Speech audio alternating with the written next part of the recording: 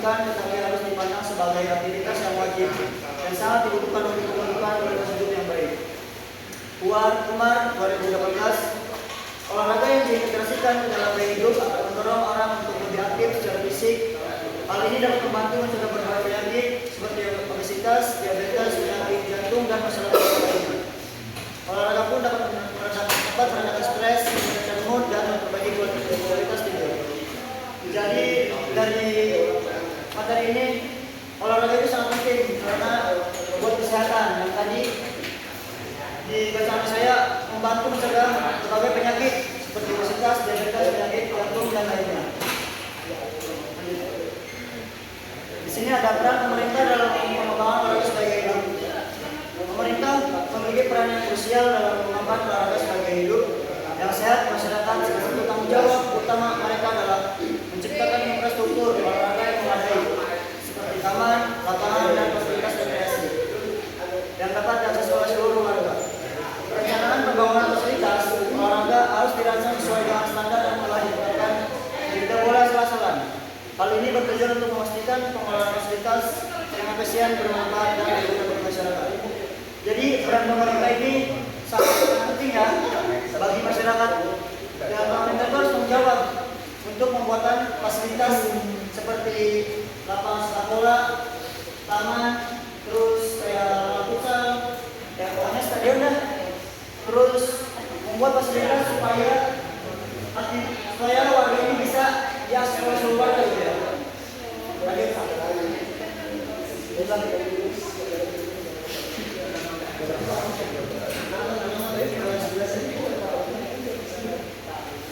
Budaya sehat dan aktif masyarakat.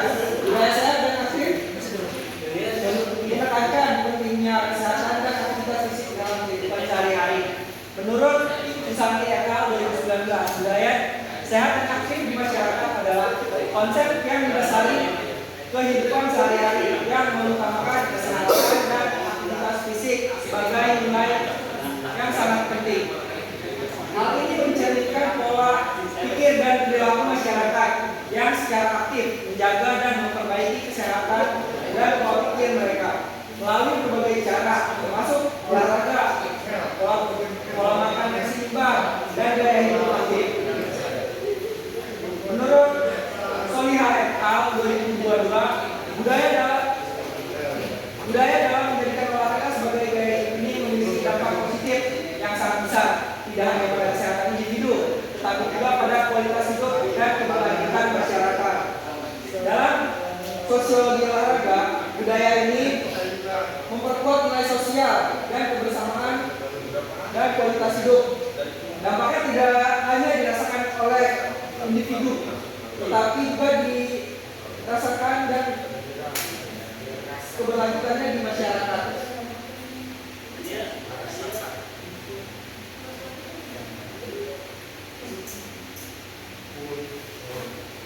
Mempromosikan olahraga sebagai gaya hidup. Menurut WHO, mendefinisikan promosi kesehatan sebagai praktik mendorong individu dan masyarakat untuk mengembangkan kapasitas mereka untuk meningkatkan status kesehatan. Mempromosikan kegiatan olahraga yang menyenangkan dan mudah diakses oleh semua orang adalah langkah penting dan dalam membangun masyarakat yang lebih sehat dan aktif.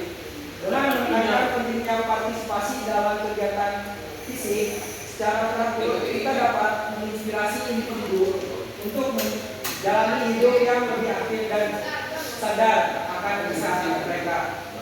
Di sini menunjukkan bahwa olahraga bukan hanya aktivitas fisik, tetapi alat untuk membentuk budaya sehat dan kesadaran sosial dalam masyarakat.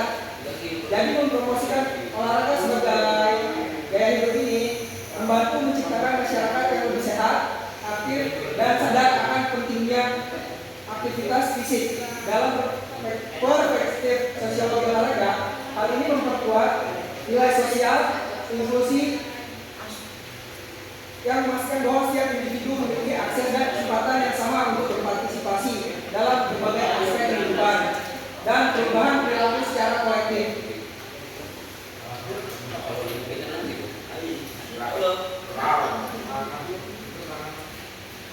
Baik, yang selanjutnya di sini ada motivasi dan kedisiplinan gaya hidup sehat melalui olahraga.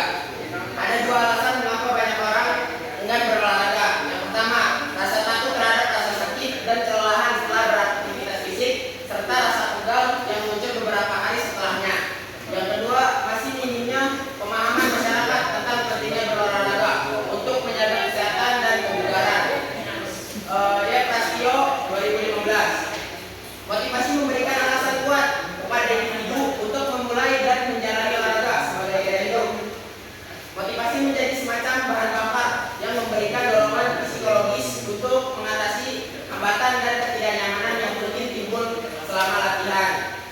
Bertalina dan Purnama 2016. Tanpa motivasi yang cukup, seorang mungkin akan kesulitan untuk mengatasi hambatan awal, seperti malas atau merasa tidak cukup berenergi untuk berolahraga. Kegan et al. 2014, motivasi juga menjadi faktor kunci dalam menjaga konsisten dalam gaya hidup sehat. Nah, di sini peran di motivasi ini sangat penting ya, atau kunci untuk gaya hidup sehat melalui olahraga. Nah, di sini ada beberapa orang yang enggan berolahraga ya karena aktivitasnya terlalu berat, entah itu dari enggan berolahraga karena rasa sakit atau pegal-pegal atau mungkin juga kelelahan. Nah, ada juga yang enggan berolahraga karena minimnya pemahaman tentang bahwa betapa pentingnya olahraga di dalam kehidupan sehari-hari. Nah, kalau misalkan kita pemahaman ini terhadap olahraga, di sini kita bisa memberikan motivasi. Karena dengan motivasi ini kita bisa menjaga atau menjaga konsisten dalam gaya hidup sehat. Nah, terus yang selanjutnya ada menerapkan olahraga sebagai gaya hidup di lingkungan keluarga. Nah, di sini keluarga juga berperan penting ya terhadap seorang anaknya, entah itu dari dukungan sosialnya atau dukungan fisiknya. Nah, dalam berkeluarga, anak memperoleh didikan serta bimbingan pertama kali sehingga pembelajaran paling banyak diterima di lingkungan keluarga, terutama oleh orang tua. Dengan menjadi teladan positif, orang tua bisa mengarahkan anak akan pentingnya beraktivitas fisik secara teratur. Senjaya RK 2022. Nah, dukungan aktif baik dalam bentuk berpartisipasi langsung dalam acara olahraga, menyediakan sarana olahraga maupun mendorong partisipasi dalam kegiatan fisik, memperkuat kesadaran anak terhadap manfaat kesehatan. Nah, orang tua juga dapat memainkan peran penting dalam mengintegrasikan olahraga dalam rutinitas sehari-hari keluarga. Terus memperkenalkan anak-anak pada berbagai jenis olahraga juga membuka peluang bagi mereka untuk menemukan minat dan bakat khusus mereka. Dan di sini peran keluarga juga penting dalam gaya hidup sehat di lingkungan olahraga, apalagi terutama orang tua kita. Ya, bisa jadi orang tua kita mendukung anaknya itu untuk aktivitas olahraga, entah dengan partisipasi dengan membiayai dia untuk masuk ke olahraga, atau mungkin dengan memfasilitasinya di rumah, entah itu dengan alat-alat olahraga yang lain juga bisa, atau dengan alat komunikasi juga bisa. Jadi di sini keluarga itu memiliki peran penting. Karena seorang anak tidak mungkin, kadang ada ya seorang anaknya yang suka hobi olahraga, kadang orang tuanya tidak setuju, dan kadang juga ada orang tuanya setuju tapi anaknya tidak hobi dalam olahraga. Nah, cara mengatasinya mungkin di sini peran orang tua bisa dipakai. Karena di sini khususnya orang tua itu kepada anak itu kita harus memberitahu bahwa hidup sehat melalui olahraga itu emang baik untuk kesehatan si anak itu, dan bukan juga untuk si anak, bahkan dalam satu keluarga juga ikut baik.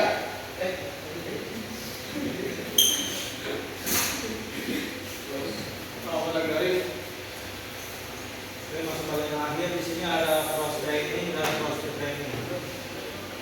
Untuk cross training itu maksudnya adalah atau latihan ringkas yang melibatkan penggabungan berbagai jenis aktivitas fisik dalam rutinitas latihan. Tidak hanya fokus pada satu jenis latihan. Cross training mencakup variasi latihan seperti berlari, sepeda, berenang, latihan beban, dan lainnya. Tujuan utamanya adalah untuk memberikan stimulus yang berbeda pada tubuh dan mencegah frustasi.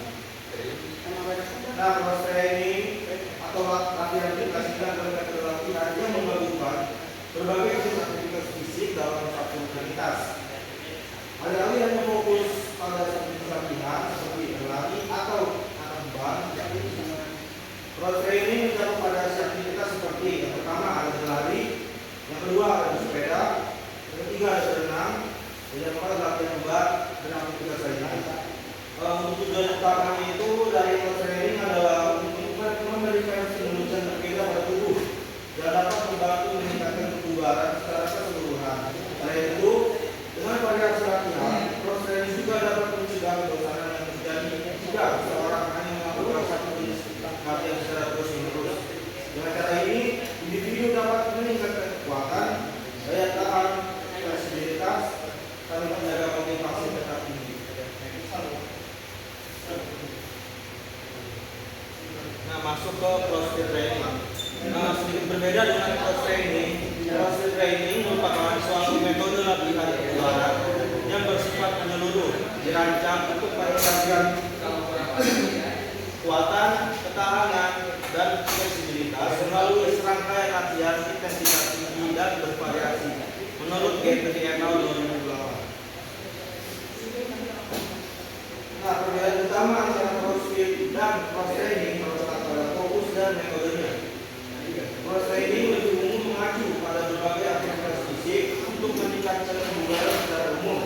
Selain itu, CrossFit adalah program latihan terstruktur yang menggabungkan berbagai gerakan dari berbagai disiplin olahraga seperti angkat besi, senam, dan kardio dengan tujuan meningkatkan berbagai aspek kebugaran secara bersamaan.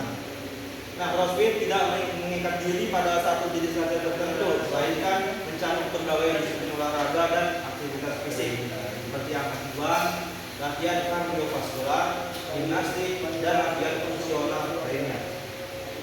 Adapun keunikan CrossFit terletak pada konsep rutin latihan harian yang disebut workout a day atau WOD. Keunikan CrossFit terletak pada konsep rutin latihan harian yang dikenal sebagai workout of the day atau WOD. Poin-poinnya itu yang pertama ada durasi. Jadi WOD biasanya berlangsung sekitar 1 jam 20 menit, memberikan waktu yang cukup untuk melakukan berbagai latihan secara intensif. Poin yang kedua, variasi latihan. Setiap WOD mencakup berbagai jenis latihan yang dirancang untuk melalui berbagai aspek kebugaran seperti kekuatan, ketahanan, dan fleksibilitas. Ini bisa mencakup angkat beban, latihan kardio, dan gerakan fungsional. Poin ketiga adalah tugas latihan yang efektif, serta dihadapkan pada tugas latihan yang dirancang untuk memberikan hasil yang maksimal dalam waktu yang singkat. Latihan-latihan ini seringkali menenangkan dan memerlukan usaha maksimal. Dan poin yang terakhir adalah penyesuaian tingkat kebugaran. Salah satu aspek penting dari WOD adalah kemampuannya untuk disesuaikan dengan tingkat kebugaran masing-masing peserta. Ini berarti bahwa baik pemula maupun atlet berpengalaman dapat berpartisipasi dan mendapatkan manfaat dari latihan tersebut dengan cara yang sesuai dengan kemampuan mereka. Jadi dengan pendekatan ini tidak hanya membantu peserta mencapai tujuan kebugaran mereka, tapi juga menjaga motivasi dan keterlibatan dalam ujian. Dalam latihan. Terima kasih.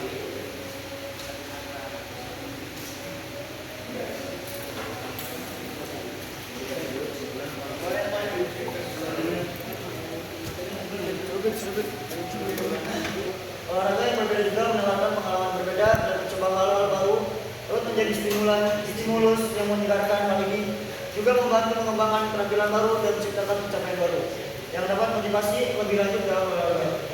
Budi 2021 dalam menciptakan variasi dalam rutinitas olahraga tidak dapat mencapai manfaat kesehatan dan kebugaran yang lebih optimal, sambil menjadikan olahraga sebagai bagian yang menyenangkan dari gaya hidup kita. Selanjutnya sesi tanya jawab untuk sesi 2 pertanyaan. Kita buka sesi ya. Yang ingin bertanya silakan tanya.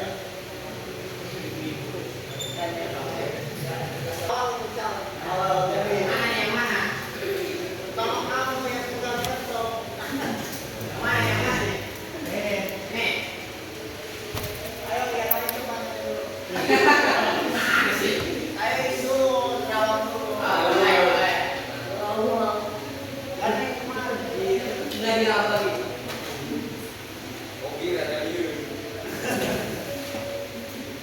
Cuma ditambil ya apa? Ayo, ayo. Di sini kan di materi awal kan mengembangkan kan olahraga sebagai gaya hidup. Ya, Pertanyaannya, Kebanyakan kayak bola. Kan sekarang kebanyakan ya anak-anak sekolah, pegawai juga, yang ada sampai 3 banyak sorenya. aku bela itu. Ya, itu. Kebanyakan ada juga seleb-seleb lah. Ya, jadi pertanyaannya, Pertanyaannya cerita lo aja. Pertanyaannya udah termasuk kan itu ke dalam mengembangkan olahraga sebagai gaya hidup. Nah, di sini pertanyaannya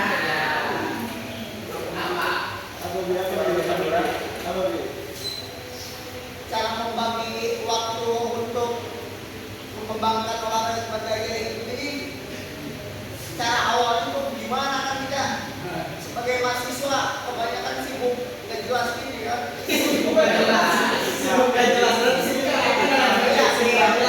kita masuk udah keluar tuh kayak pasrah. jadi kayak sibuk gitu ya. Bagaimana itu cara si pribadinya tuh bisa si Robi bisa mengembangkan sebagai gaya hidup ini. Ya, oke. Balik Pak. Ya, ya, pertanyaan kedua. Saya lagi. Aris, ayo. Apa di slide yang tadi di nah Nyari slide doang dong. Pertanyaannya pakai AI.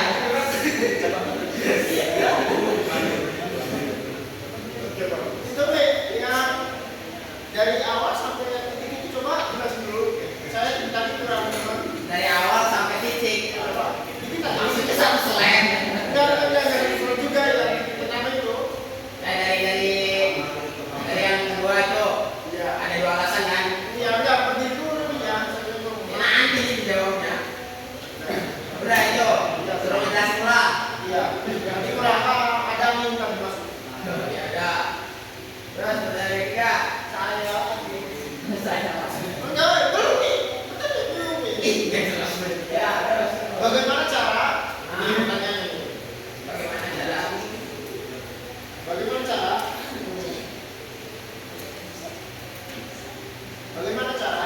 Dulu. Iya. Mengembangkan program olahraga Terus yang aman dan efektif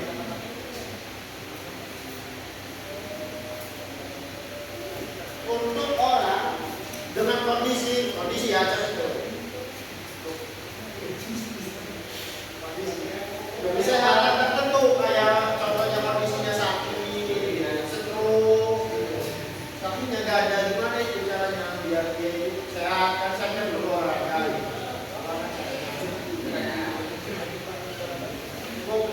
ya. Next, satu lagi. Robin lagi Robin. Soal dulu yuk, soalnya udah saya doang, udah lagi ya. Ya, pertanyaan yang ketiga. Kedua. Oh. Itu baju dari situ ayo yang mau bertanya. Nah, izin. Obi, Boleh. izin ya. Udah tobat. Jawab pertanyaannya.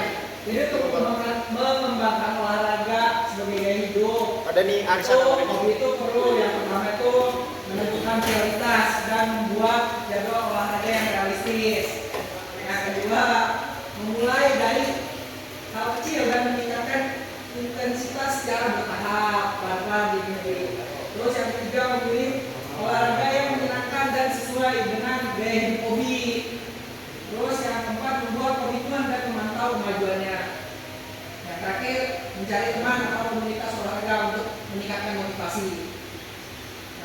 itu dari saya.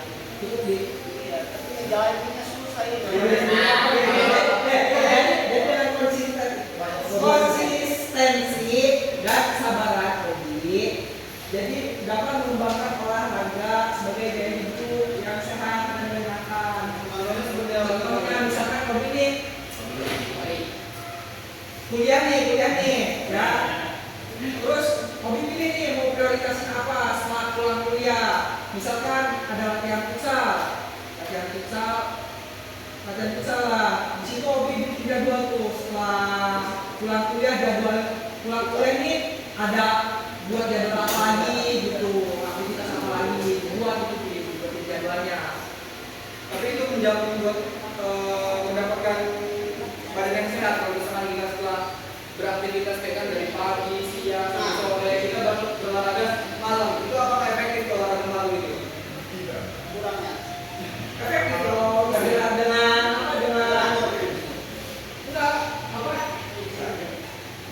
apa ya? Aduh, ada itu apa yang bisa keluar nih? Efektif kalau itu apa ya? Ya dilakukan dengan cara yang apa? Dengan waktu yang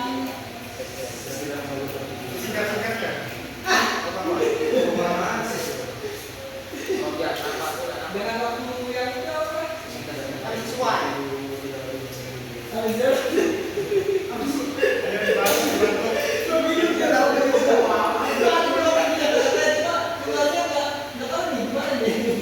Kan Robby pribadi kan Iya. itu ya. Ya, Bisanya kan dalam seminggu itu kan yang latihan futsal malam kan. ya, kita malam. Ya, Tapi itu kan belum tentu efektif buat Iya. kesehatan kita sendiri.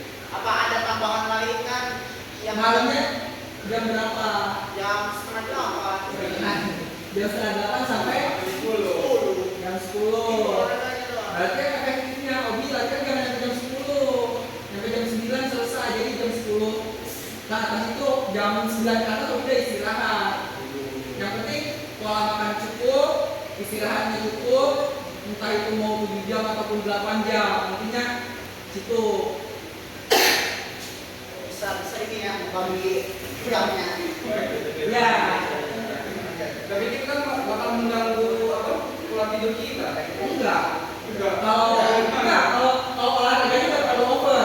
Kalau kita olahraganya terlalu over, iya bisa mengganggu karena kita akan kelebihan hormon apa gitu yang itu. Yang kemarin dijelasin sama Ibu Ade. Iya, betul, hobi. Nah, apa yang ada? Tapi kan ada futsal kan yang olahraga yang cukup berat. Iya. Ya kan ada pola fisik. Itu kan ada jadwal ya. Sesi latihan ini, misalkan ada sesi latihan apa? Misalkan ada sesi latihan buat latihan fisik. Nah itu hobi bisa mengurangi latihan fisiknya itu. Karena ya sesi latihan fisiknya itu hobi bisa kurangin. Kalau hobi habis misalkan siang habis aktivitas berat loh, jadi sesi latihan fisiknya dikurangin gitu. Jadi biar nggak terlalu over. Kalau latihannya pagi bisa nggak? Latihan pagi. Hobinya yang tidur. Iya. Sabar dulu. Karena tuh. Nanti Obi bermasalah ini. Itu apa tuh? Iya. Lingkungan juga kan berpengaruh kan? Iya, betul. Berarti Jadi ada olahraga malam, olahraga pagi bisa Obi. Iya, kan yang iya berarti lingkungan hobi ya. Berarti lingkungannya harus berubah juga berarti. bukan lingkungan yang diri sendiri.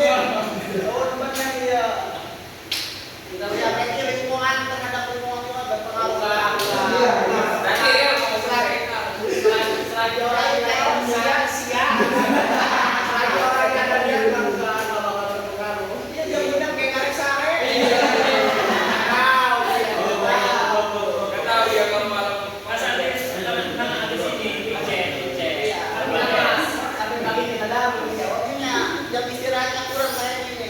Iya, iya. Kita tukar. Iya. Ya, jelas.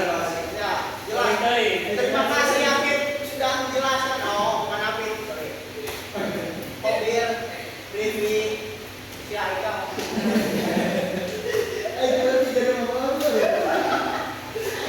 Oke.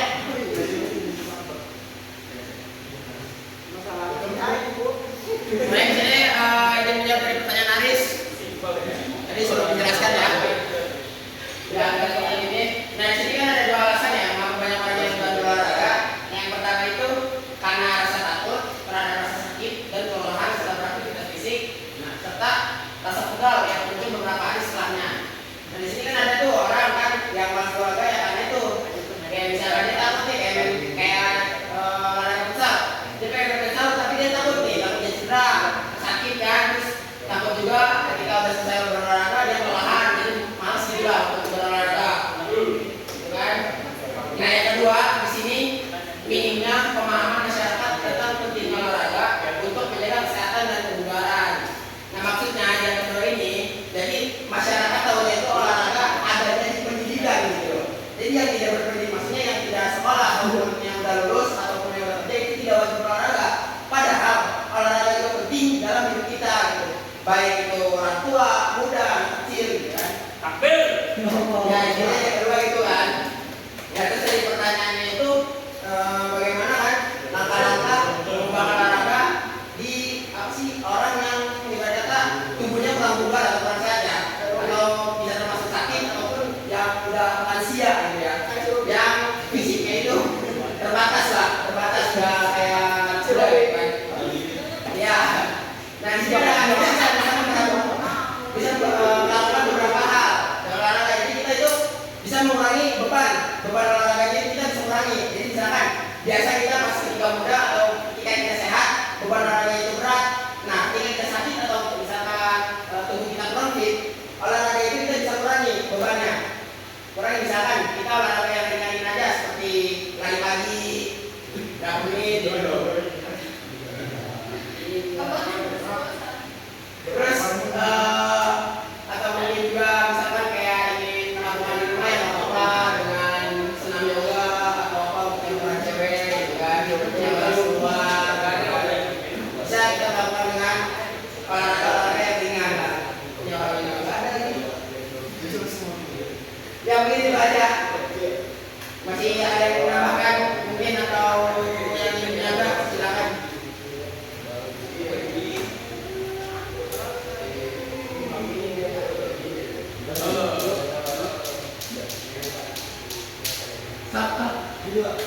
Selanjutnya dari kedua ya. Yang bertanya silakan. Ini Diut. Kalau ada yang bilang saya dulu nih.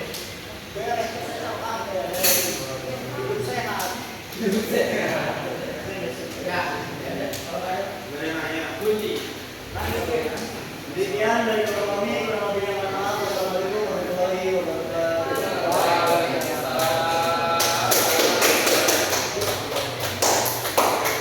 Iya.